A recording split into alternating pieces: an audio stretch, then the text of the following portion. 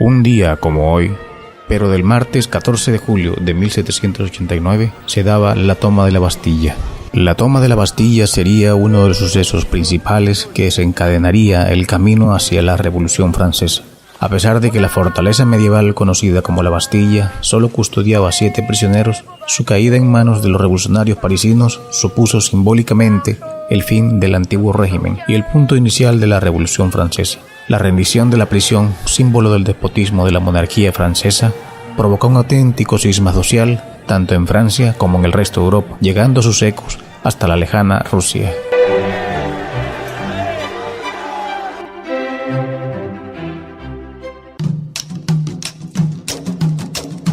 AEB Noticias Radio. Información, educación, culturas. Sigue la programación de AEB Noticias. Descarga nuestro app. Suma tu proyecto de audio o podcast a la programación de AEB Noticias Radio.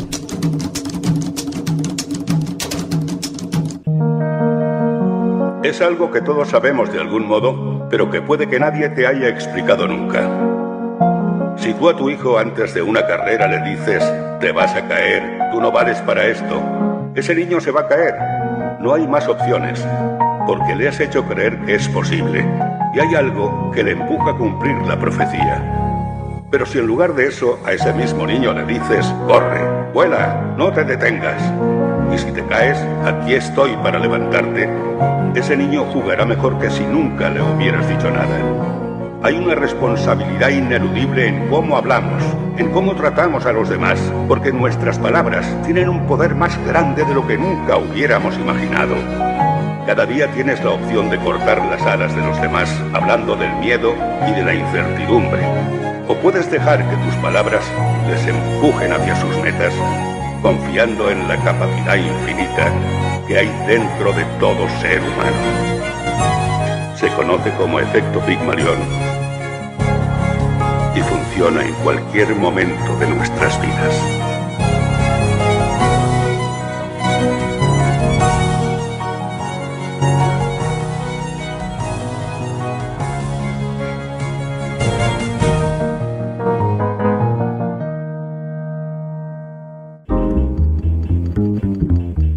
Son las 11 de la mañana, hora de un buen café informativo con realidad educativa y proyección gremial de la Asociación de Educadores Veragüenses, AEB. Información y análisis de fondo desde los intereses comunes de todos y todas.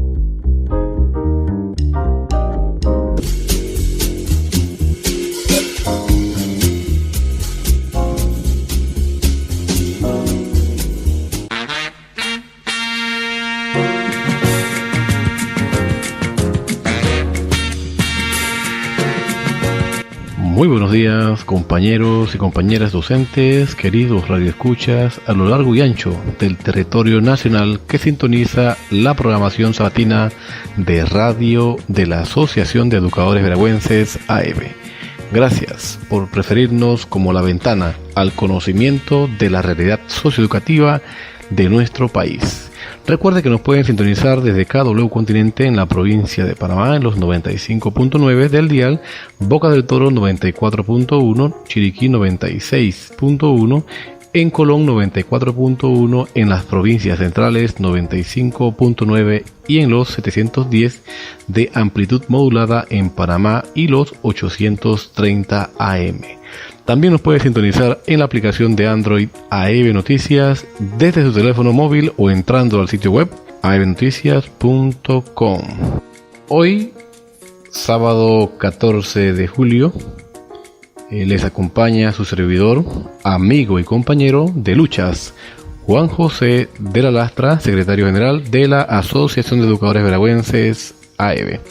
Iniciamos pues con la agenda informativa de hoy, noticias y análisis de fondo desde los intereses comunes de todos y todas, como mejor la Asociación de Educadores Veragüenses, AEB, lo sabe hacer.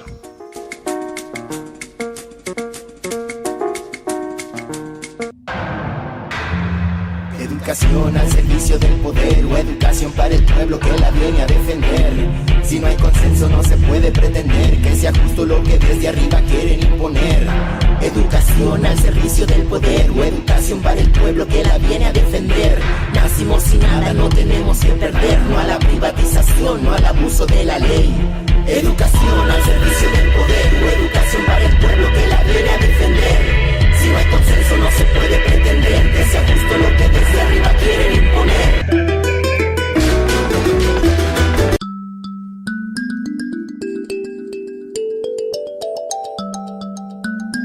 Luego de escuchar pues el telón sonoro que nos avisa que el ámbito educativo está por iniciar, queremos compartir con ustedes, amables oyentes, educadores, educadoras a nivel nacional, padres de familia y estudiantes, todos los análisis de fondo de las problemáticas de las diferentes escuelas y por supuesto también nuestros análisis del entorno educativo nacional. En esta ocasión queremos señalar lo concerniente con un tema muy importante, un tema que ha costado en 2 años diferentes una significativa acción de reclamo y de lucha, como lo fueron las huelgas del 2014 y del 2016, en donde se establecieron acuerdos de parte y parte, tanto del sector docente, magisterial, como también, por supuesto, del gobierno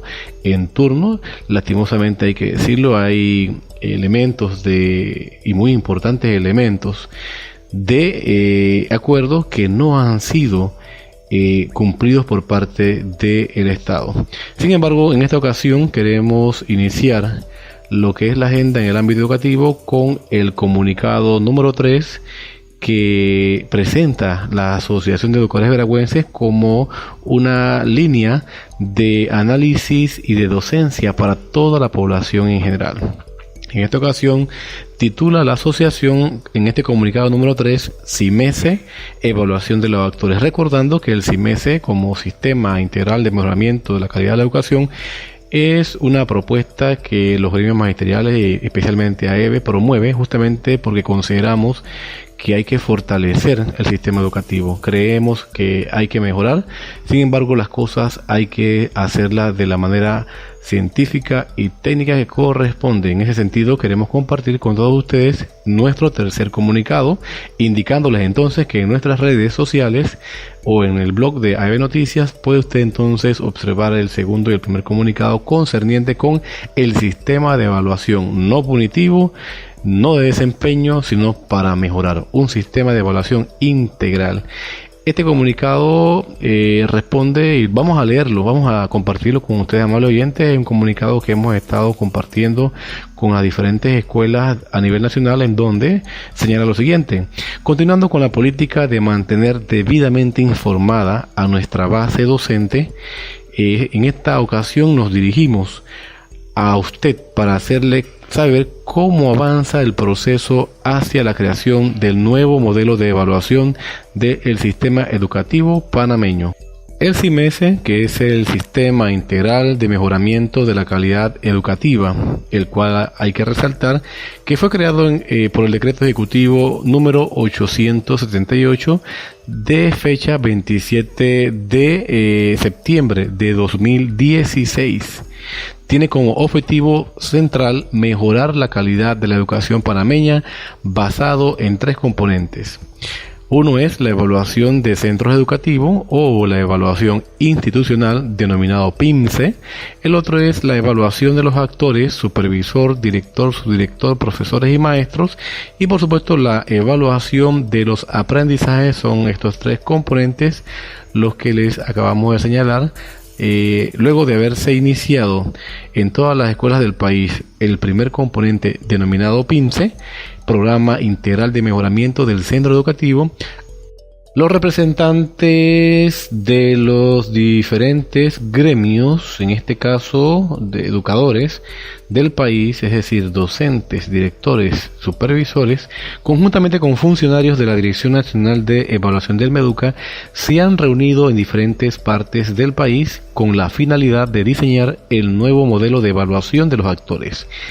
El desarrollo de este segundo componente lleva varios meses de estarse realizando. pero por la complejidad de la tarea lleva pocos avances. Es preciso recordar que a mediados del año 2017 el Ministerio de Educación quiso iniciar este trabajo, basado únicamente en el diseño de nuevos instrumentos de evaluación para los actores, dejando de lado otros elementos necesarios y muy importantes, intención con la cual la Asociación de Educadores Veragüenses no estuvo de acuerdo, y así lo señalamos a estas autoridades de manera verbal y formalmente escrita. Situación que llevó al Meduca a iniciar el proceso por donde debía ser la revisión de la parte legal existente. Es así como desde finales del año pasado nos abocamos a revisar el decreto número 100 de 1957, en la parte que se tipifica el manual de funciones del educador panameño, con la finalidad de adaptarlo y actualizarlo a los nuevos tiempos y demandas del sistema. Hoy, o mejor dicho, hasta hoy, no hemos finalizado con la revisión del marco legal de los supervisores, que fue por consenso el primer actor en ser revisado. Compañero, compañera, educador, educadora, en esta tarea la Asociación de Educadores Veragüenses está sumamente comprometida con las bases docentes en los siguientes aspectos. 1. Que la evaluación del docente panameño sea integral, no punitiva, tal como lo establece nuestra ley orgánica. 2. No aceptar el concepto neoliberal de evaluación de desempeño por las implicaciones que conlleva. 3. Actualizar el decreto número 100 de 1957 para adecuarlo, adaptarlo con los nuevos tiempos y demandas para el logro de una educación de calidad. Y número 4, oponernos, tal como ya lo hemos hecho, a cualquier intención de derogatoria de decreto 100 de 1957. Firma a mi persona. Justamente esto fue publicado el pasado 9 de julio de 2018.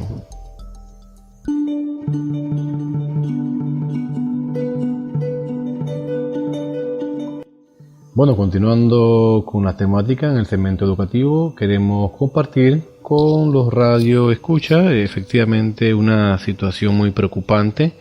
Es la presentación de una nueva categorización de áreas de difícil condición laboral que pretende imponer el Meduca y todos sus adeptos. En esta iniciativa, Meduca, ellos buscan establecer una nueva categorización de áreas de difícil condición laboral que pretenden imponer. Esto iría directamente, como es un proyecto de ley, a derogar otra ley muy importante para el docente, que es la ley 47 del 20 de noviembre de 1979, una ley conquistada, una ley luchada. Y justamente en esta semana continúa esta temática porque los docentes voceros de la zona de la comarca Nuevo Buglé expresaron su total rechazo a esta improvisación e imposición del Meduca de nuevos criterios para categorizar las áreas de difícil condición laboral, con lo que esta propuesta del gobierno, para nuestro juicio como asociación, pretenden es recortar gastos en inversión educativa en medio de una crisis fiscal que es evidente, ya es conocida por toda la población, en la que este gobierno ha asumido el Estado, producto de tanta corrupción, de tantos negociados. Y justamente ellos pretenden imponer una propuesta mediante ley, ya le indicábamos, este proyecto de recategorización de zonas de áreas de difícil acceso, en las que se pretenden al final es sacar escuelas del país de la condición de áreas de difícil condición laboral, pero no aporta verdaderamente soluciones reales a los problemas educativos de estas zonas. A pesar de lo que se mencionó de una fuerte inversión de más de 400 millones en nuevas infraestructuras, la deuda con el sistema es tan grande que esto se pierde como en un grano de arroz en un saco vacío. Y es lamentable pues que demagógicamente a través de grupos rompehuelgas que vienen operando desde el año pasado, pretenden continuar engañando al docente, vendiendo esta propuesta con la mentira de que aumentarán los emolumentos económicos a los docentes de esta zona, cuando ni siquiera, imagínense, actualmente mantienen deuda de viáticos a estos compañeros. Por hablar de cifras, porque nos gusta sustentar nuestros análisis también con cifras estadísticas, imagínense que hasta el 2017 el Meduca le debía a más del 60% de los docentes de las escuelas de la comarca. Imagínense, hay una impuntualidad en el pago de viáticos de difícil acceso. Esto lo dimos a conocer en el programa anterior, pero lo vamos a repetir en este programa. Esta impuntualidad en el pago del viático, es decir, ese viático que sabemos que no representa grandes beneficios porque se pierde por el oligopolio, se pierde por el costo tan grande de la vida, y que hoy día observamos las claras intenciones de encarecerla mucho más. Pero imagínense, en estos momentos, a más de la mitad de compañeros de las escuelas, o a más de la mitad de las escuelas, un 53% de las escuelas, no se les paga el viático con puntualidad. Hay también una impuntualidad en el pago de salarios, ascensos de categorías, aumentos o 13º mes.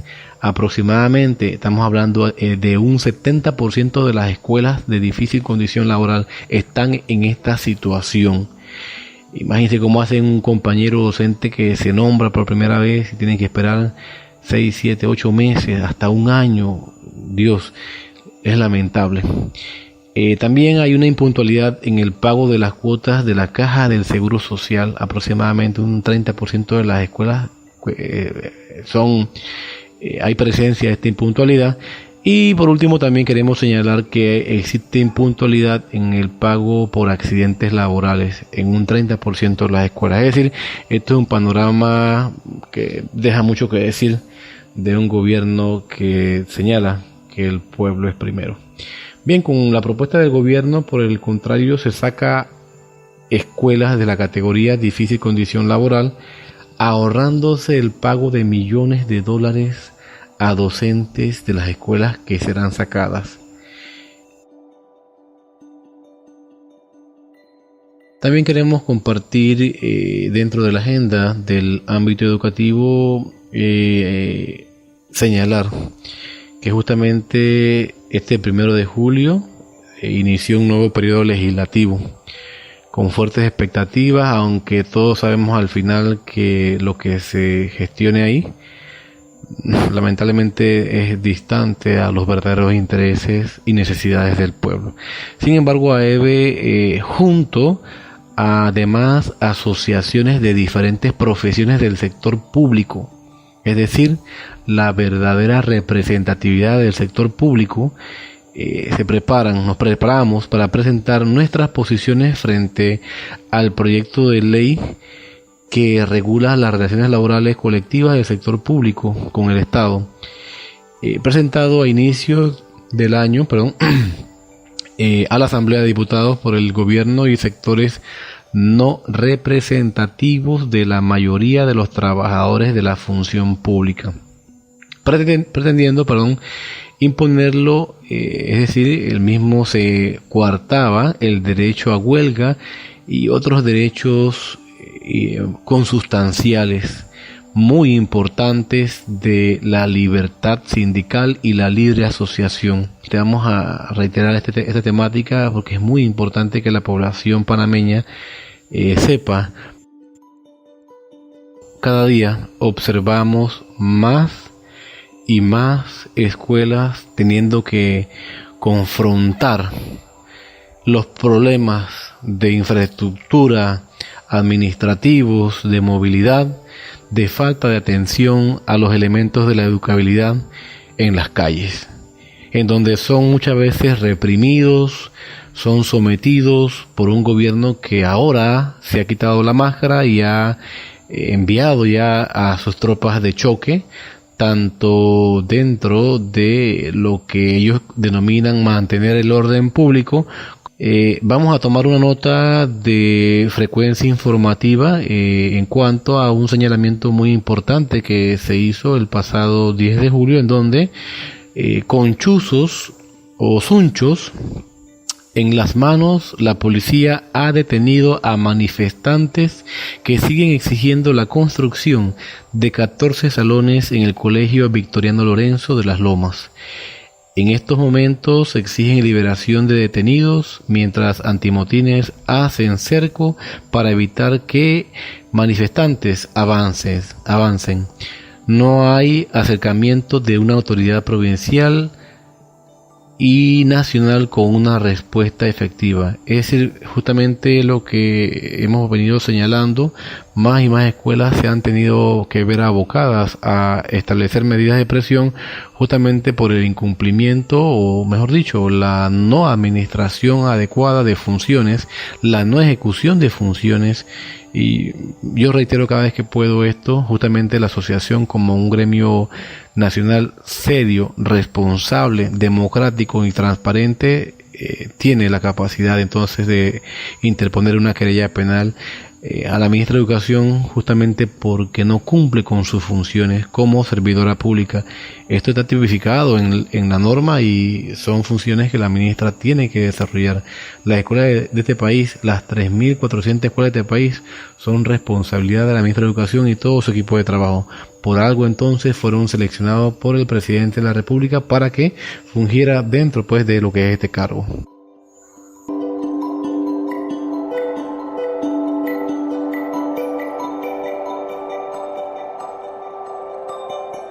Educación laica y gratuita es el principio, luego criticar las bases del sistema educativo, adaptar los contenidos al contexto y territorio y no se quede solo en un papel puesto en el escritorio.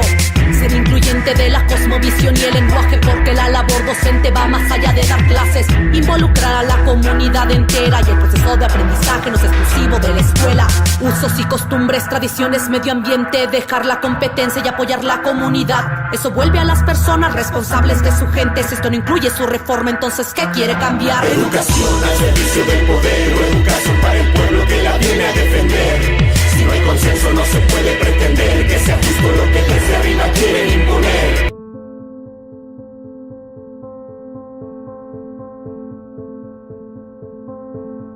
Como no, así escuchando entonces el telón que indica que el ámbito gremial es el tema que vamos a entonces a desarrollar.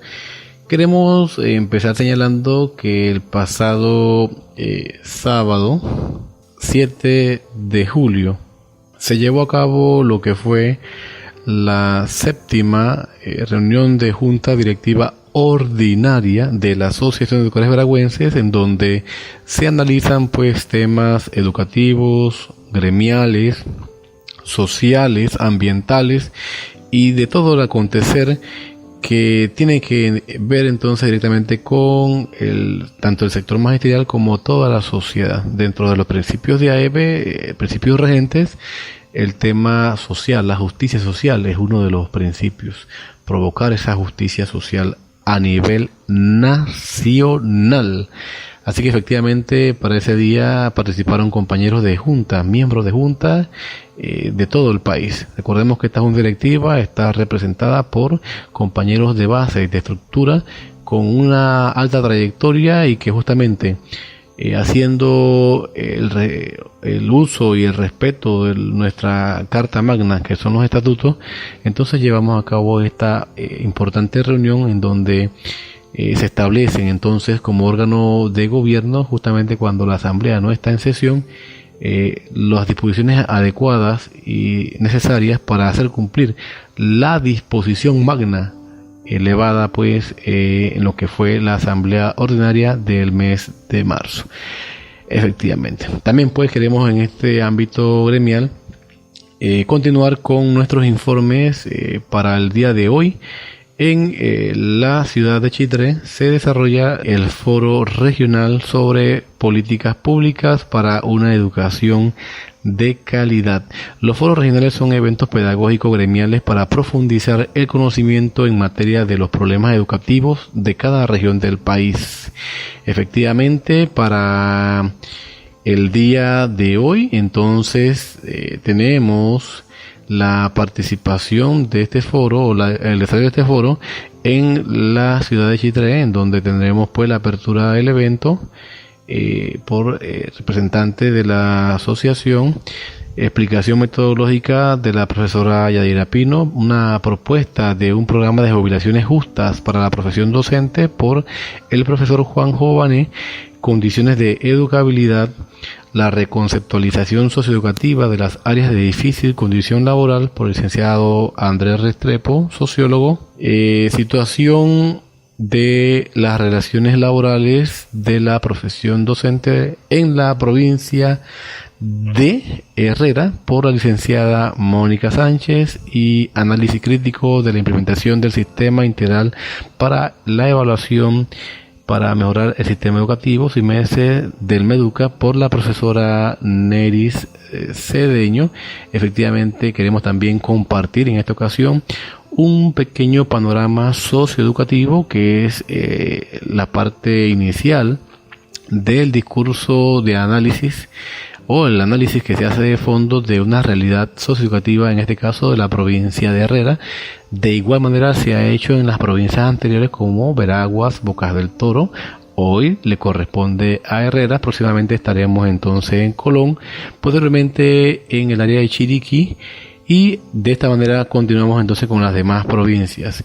Herrera es la tercera provincia menos poblada del país, con 107.911 habitantes. Según el censo del 2010, dicha cifra creció a 118.959 habitantes para el año 2016, concentrando el 2.93% de la población nacional. Según las estimaciones del Instituto Nacional de Estadística y Censo, INEC, ese mismo año presentó además la segunda tasa de crecimiento de población más baja del país, apenas con un 0.21%. En materia de salud podemos destacar que la relación habitantes por médico es de 481. Imagínense ustedes, un habitante por cada 481 habitantes, una de las tasas más bajas del país. Por otra parte, el 73%, es decir, unos 87.565 habitantes de la población de la provincia se encuentra asegurada por la Caja del Seguro Social, de los cuales el 34%, es decir, 40.460 son cotizantes, según el INEC 2016. Respecto a la situación de la educación, es necesario señalar que el bajo crecimiento de la población y las consecuencias que esto produce es uno de los factores a tomar en cuenta a la hora de elaborar políticas públicas de educación. En esta región, sin embargo, los gobiernos no han hecho frente a esta realidad, que incluso la ignoran, como se puede apreciar en la gestión de cada cual. En la provincia laboran durante el año 2017 un total de 1.611 docentes, es decir, 3.5% de la planilla nacional para atender una matrícula de 19.746 estudiantes, es decir, el 3.1% del total del país. Esto según cifras del Ministerio de Educación 2017. Las tasas de aprobación y reprobación durante el 2015 fueron las siguientes. En primaria aprobaron el 97.02%, la tercera tasa más alta del país, y la más baja de reprobados, apenas un 0.85%. Premedia aprobados, o mejor dicho, en nivel premedio o en premedia, que es parte del primer nivel de enseñanza, aprobaron 68.5%, el quinto índice más bajo del país. Reprobaron el 9.7%, el cuarto más bajo. En educación media aprobaron el 73.63%, la quinta más baja del país. Y reprobaron el 6.31%, ocupando el séptimo lugar. Mientras que en materia de deserciones la tasa es del 2.13%, para el nivel de primaria. Deserción es que abandonan o se van de la escuela. La quinta más alta del país, la séptima más alta para la premedia con un 4.20% y la cuarta más alta en el caso de la educación media con 4.82%.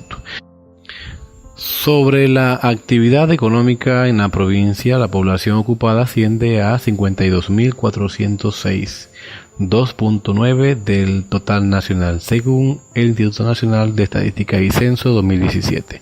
Dichos empleos se desglosan así.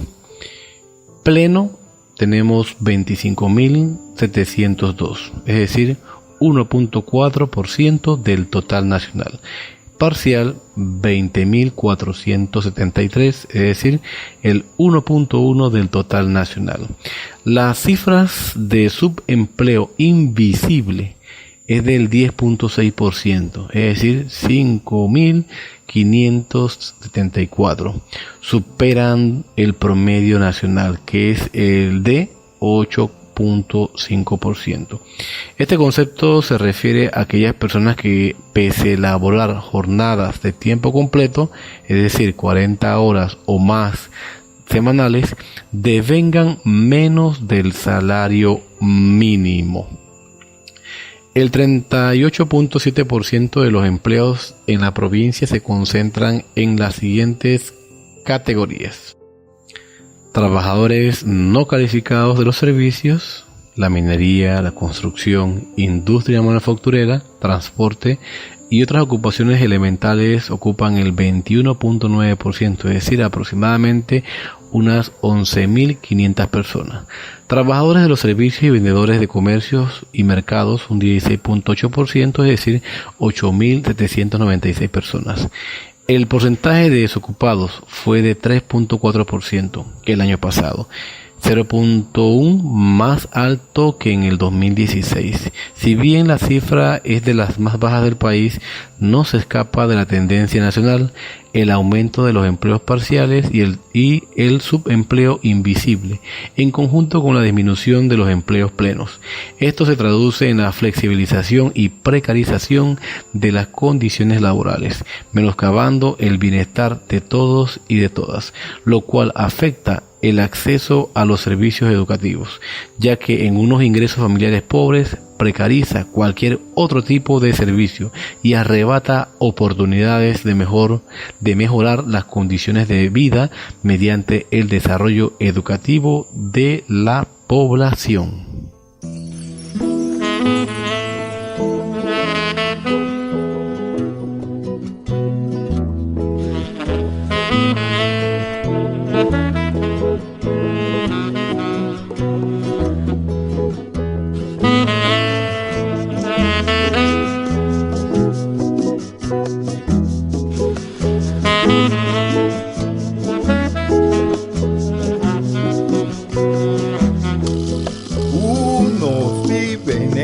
Palacios junto al mar,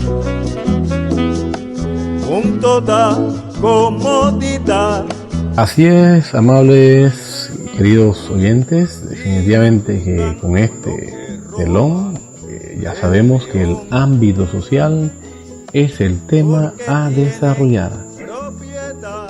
En el ámbito social, escuchemos el reportaje social de Panamá, segmento noticioso con el panorama crítico de lo que ocurre en la vida sociopolítica y ambiental del país.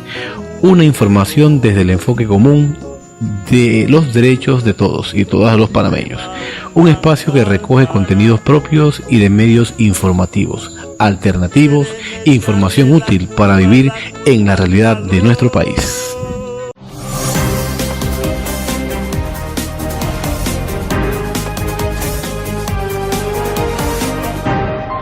Movimientos sociales y distintos gremios de trabajadores realizaron una jornada de protestas frente a las oficinas de la Autoridad Nacional de los Servicios Públicos en Ciudad de Panamá para rechazar el nuevo incremento a la tarifa eléctrica anunciado por esta institución el pasado 5 de julio. Venimos a exigir aquí la rebaja y el no aumento del costo de la vida, pero también la renacionalización de de todas estas empresas que fueron privatizados durante el gobierno de Pérez Valladares. Un alza que expresa un permanente engaño a que se somete el pueblo panameño, porque se ha venido planteando que las diferentes construcciones, tanto de generadoras como de las líneas de transmisión, deben llevar como objetivo disminuir la tarifa eléctrica. Eso sabemos que es falso y ya es tiempo de que lo expresemos en la calle, que lo expresemos con nuestra voz en alto. El aumento representaría un 8.3% respecto al costo actual y afectaría a 274.554 clientes de las empresas Edemet y ENSA a nivel nacional a partir de la segunda mitad de este 2018. A pesar de que las autoridades han intentado explicar que la medida en consulta solo tendría repercusiones sobre una cuarta parte de los consumidores, el efecto dominó de la misma generaría un incremento general en el precio de productos y servicios a nivel nacional. Cada vez que ese pueblo va al supermercado, va a los almacenes, va al chino, tiene que pagar la luz que le vino a su casa y tiene que pagar la luz del supermercado, tiene que pagar la luz del almacén. Entonces, déjese de mentiras, señor presidente, y respete al pueblo panameño. A todos, hasta el que vive en el último pueblito del Istmo, ahí le va a ir el aumento. Todos sabemos que quien paga el precio o la alza de esa especulación de la tarifa de la luz, la paga el consumidor, el trabajador. En primera instancia, los empresarios trasladarán ese costo a los consumidores, no tenemos la menor duda, por eso estamos aquí. Para los próximos días se esperan nuevas acciones de protesta en todo el país, mientras educadores panameños convocaron un paro nacional de labores el lunes 16 de julio, repudiando una de las medidas menos populares de la actual administración. Desde la ciudad de Panamá, John Alonso, para Hispan TV.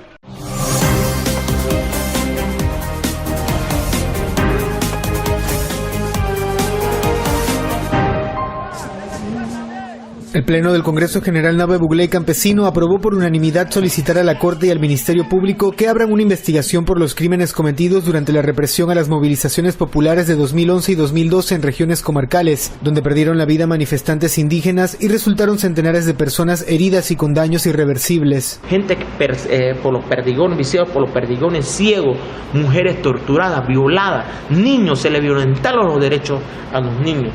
Y mucha gente quedaron viciados por la tortura, por el aparato del Estado, porque se utilizó el terrorismo del Estado contra los pueblos indígenas. Los incidentes tuvieron lugar en tiempos de la administración de Ricardo Martinelli, quien actualmente enfrenta un proceso en Panamá relacionado a intervenciones telefónicas y que, de acuerdo a un principio de especialidad establecido en el Tratado de Extradición con Estados Unidos, no podría ser procesado por un caso ajeno al que motivó su traslado. Pero hay una discusión, solamente se aplica el tema de la especialidad a su nacional. Si fuera Martinelli de nacionalidad norteamericana, solamente se le puede aplicar dentro de la especialidad y no se le puede aplicar otros delitos. Estos delitos, que son los más graves, ni siquiera han sido considerados por la Corte Suprema de Justicia. Y todavía vemos incluso la burla de que hay un acuerdo con Estados Unidos de que solo sea juzgado por el delito de los pinchazos y exonerado por todos los otros delitos que ha cometido, incluyendo algunos desfalcos millonarios al erario público. Para los afectados y sectores críticos de la sociedad, la posible participación del actual presidente Juan Carlos Varela y allegados dentro de las acusaciones por las que se señala a Martinelli podría influir en el desarrollo de estas investigaciones. El propio presidente Varela fue jefe de la Cancillería y de la vicepresidencia, siendo Martinelli presidente cuando se hizo la represión en Bocas del Toro, y fue cómplice en muchos de esos delitos. Inclusive se señala que él recibía informes paralelos de los informes de los pinchazos telefónicos. Como un reto al sistema de justicia o una burla al pueblo, los panameños describen los acontecimientos legales en torno al expresidente Martinelli tras su regreso al país, y las impresiones respecto al desenlace no alientan a muchos. Desde la ciudad de Panamá, John Alonso, para Hispan TV.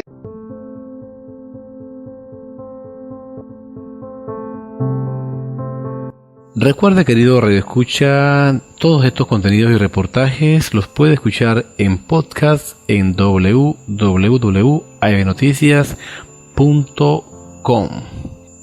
Definitivamente que en este espacio del ámbito social creo que es importante que podamos compartir con cada uno de ustedes, dentro de una realidad que todos sufrimos, las claras y evidentes intenciones de lesionar, estrangular una vez más a la población panameña. Y justamente la asociación eleva un comunicado tanto de manera escrita como también en formato video, acompañado de acciones de piqueteos a nivel nacional, en donde ya pudimos observar en los medios de comunicación que Panamá Oeste desarrolló este piqueteo, Colón en el día 11 de julio, el día 12 de julio en la ciudad de David. La Asociación de Educadores Veragüenses también lleva a cabo piqueteos. Tenemos ya también en la ciudad de Colón también se dio efectivamente el día 11, David el día 12, correcto, corregimos información. En el área de Veraguas para el día de hoy, también en el área de Herrera para el día de hoy. Y efectivamente cada día más se van sumando en acciones las diversas regiones educativas, en donde la asociación a nivel nacional tiene presencia con estructuras de directorios y capítulos por escuela. Vamos a compartir entonces un importante comunicado que se tipifica pues no al aumento de la tarifa eléctrica, sí a un servicio eléctrico ambiental y económicamente sostenible para los panameños y panameñas. Y dice lo siguiente, expresa lo siguiente: el neoliberalismo es la ideología perversa de privatizar servicios públicos, de entregar todos los bienes públicos y comunitarios a las manos corruptas de una pequeña élite económica para hacerse ganancias a través de grandes negociados con el endeudamiento de la cosa pública. Estos grandes beneficios del sistema son los que pagan campañas electorales o son dueños de partidos tradicionales. En Panamá, planes económicos de las últimas décadas, como el Plan Ford durante el gobierno del expresidente Guillermo Endara, que en paz descanse, el Plan Chapman en el gobierno de Pérez Valladares y los subsiguientes, profundizaron la privatización de los servicios públicos y los bienes públicos. El sector de la energía eléctrica no fue la excepción. En 1997 inició un proceso continuo de privatización que poco a poco ha ido entregando el sector eléctrico a grupos empresariales afines a los partidos que gobiernan cada 5 años. A estos sectores no les interesa una política pública para un servicio eléctrico sostenible ambiental y económicamente para la población. Sus ambiciones egoístas ponen en peligro la seguridad nacional al sector eléctrico, estratégico para un Estado. Cada gobierno llega improvisando y beneficiando al mejor postor.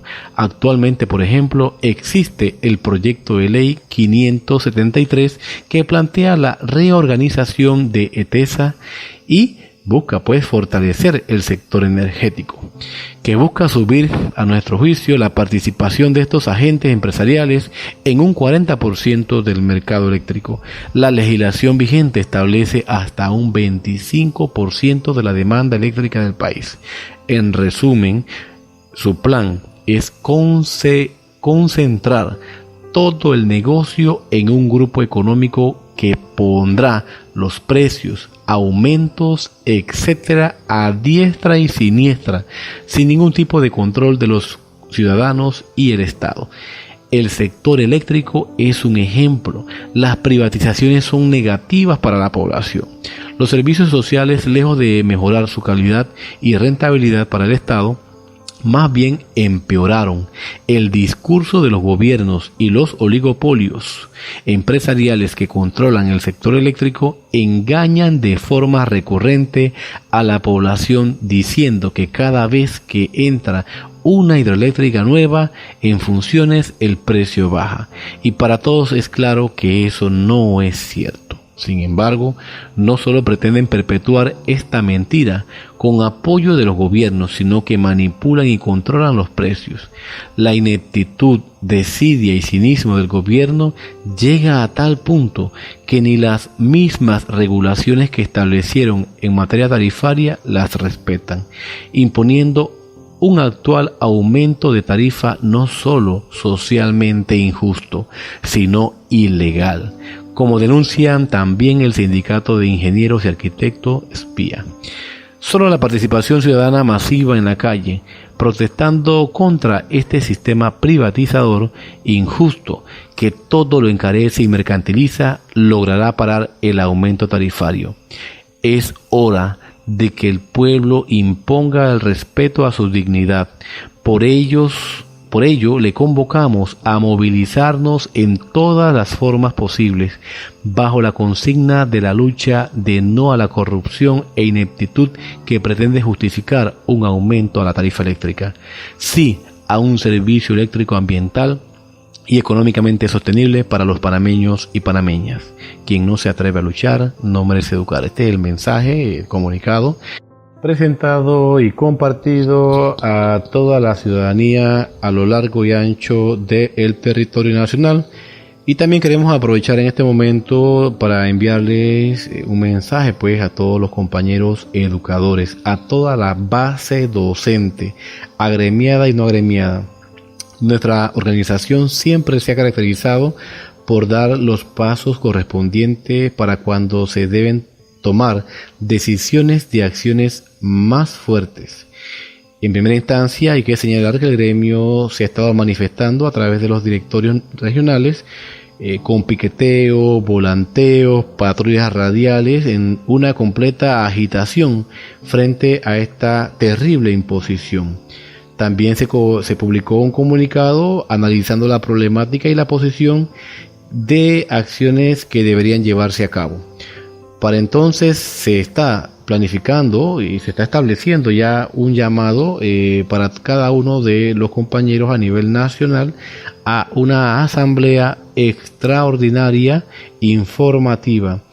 Estas comunicaciones se harán por los medios de comunicación formal de la asociación para todos los docentes a nivel nacional, a todas las bases a nivel nacional, que justamente dentro del escenario de asamblea informativa y deliberativa es que se tiene la capacidad de determinar acciones de paralización o acciones que correspondan según los análisis de la membresía o de los docentes de base que estén presentes.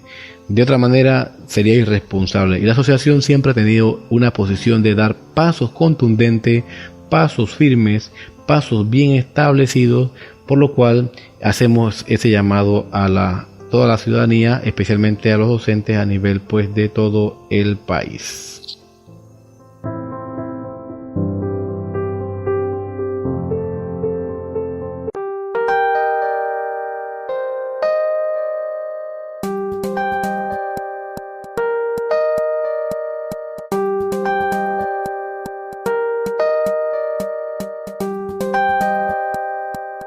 Con la importante información compartida en el segmento anterior, ahora damos el paso a lo que es el segmento de Defensoría Laboral. En este segmento de Defensoría vamos a escuchar la cápsula de educación gremialista que en esta semana trata sobre aspectos fundamentales de justicia laboral en el sector público. En este caso tenemos entonces la participación de esta importante cápsula.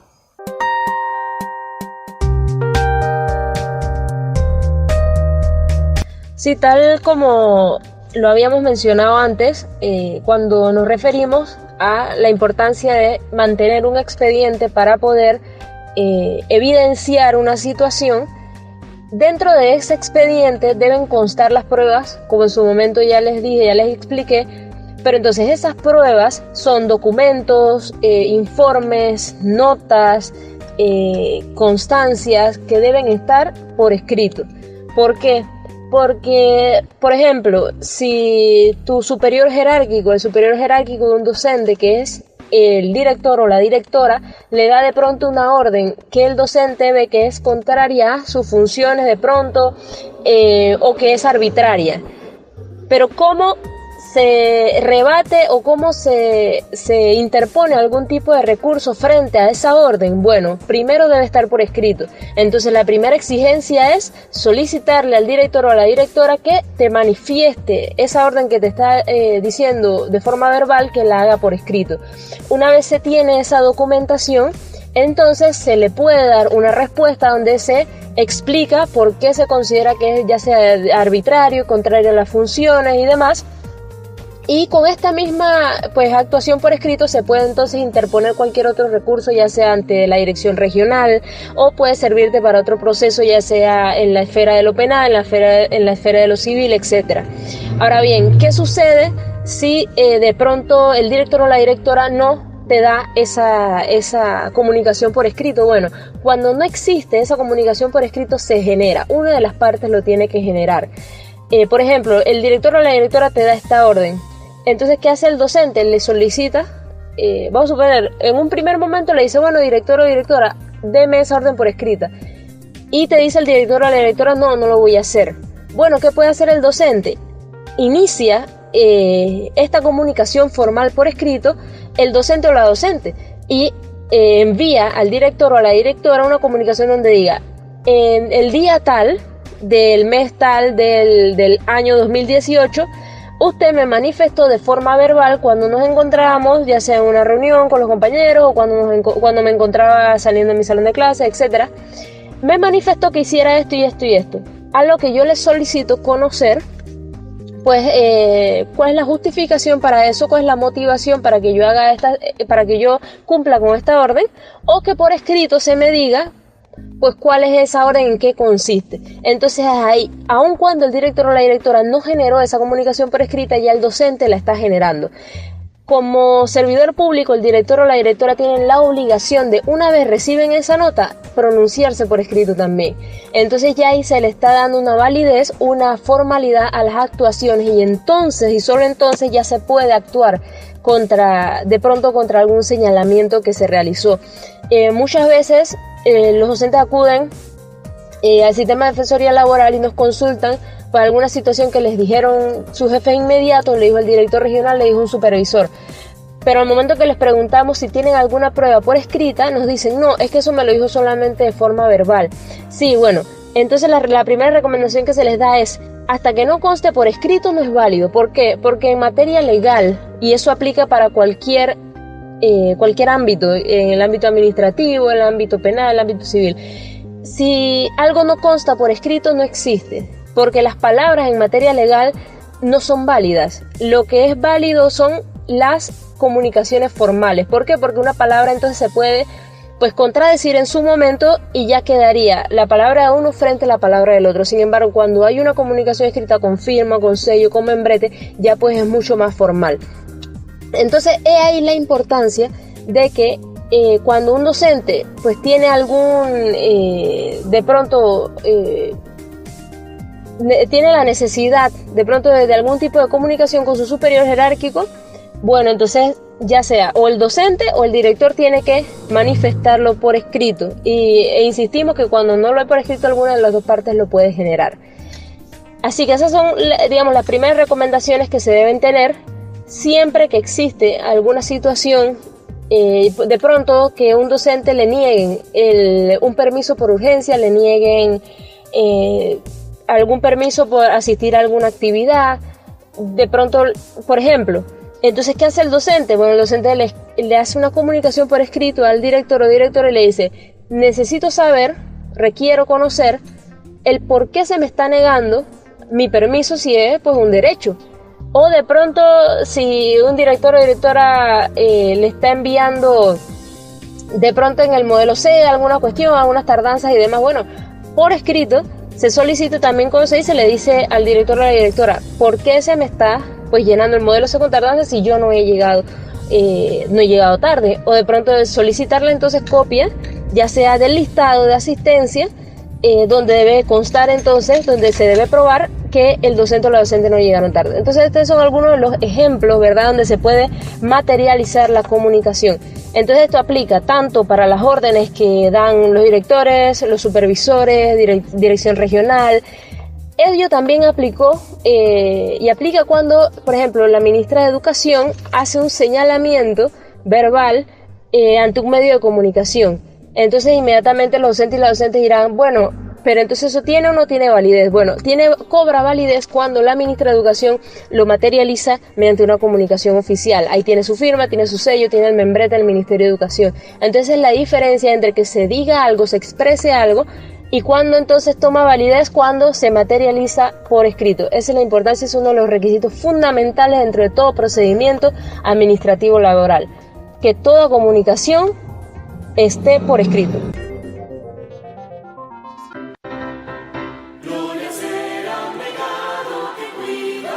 Y con estas notas del himno al maestro, llegamos entonces al final de la programación. Pero les recordamos que ahora también puede enviar usted, si desde cualquier lugar del país, sus reportes de conflictos laborales en su escuela para que salga en este programa de radio. Envíe un audio contando su denuncia al WhatsApp 66530834. Y nos despedimos con la consigna de la digna lucha de los docentes panameños por una educación pública de calidad. Quien no se atreve a luchar no merece educar. Derecho que no se defiende, derecho que se pierde. Para luchar por nuestros derechos tenemos que conocerlos. AEB Noticias Radio. Información, educación, culturas.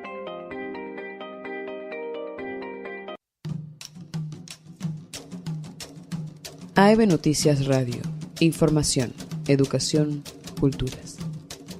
Sigue la programación de AEB Noticias. Descarga nuestro app. Suma tu proyecto de audio o podcast a la programación de AEB Noticias Radio.